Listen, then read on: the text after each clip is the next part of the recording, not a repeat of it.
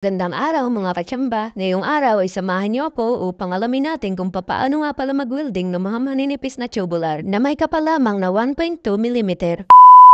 Gandang araw po sa atin lahat, mga katsamba, mga kabakal. Ito po, tuturuan ko kayo kung paano huminang ng mga manipis. Ito po ang kapal. Ang nipis niya ng bakal na to, ng tubular na to ay 1.2 lang. 1.2 lang po ang nipis nito. Ngayon, anong kailangan mong gawin kapag lalot ganito? May siwang.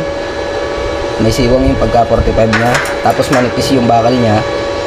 Yung tubular natin, kailangan lang natin kukuha tayo ng isang welding rod.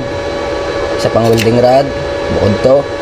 Ito, tatanggalin natin ng flux.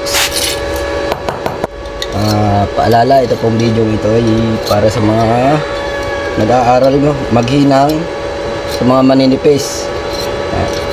Para po sa mga maninipis na bakal, kailangan natin gamitan ng isa pang welding rod.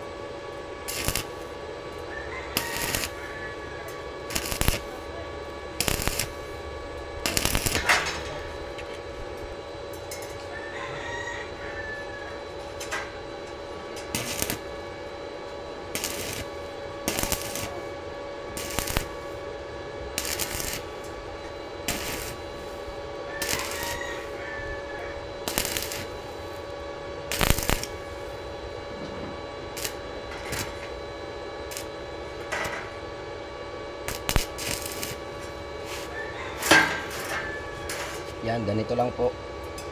So, kailangan lang, huwag mong masyadong ilapat. Tapos ang pinakatitirahin mo dyan, yung pinakadulo lang ng welding rod natin, tanggalan natin ng flux. Tapos kapag pulang-pula, medyo tigil mo muna. Dami, ang kasunod nyan, mabubutas na yan. Yan, ganyan lang po. Oh.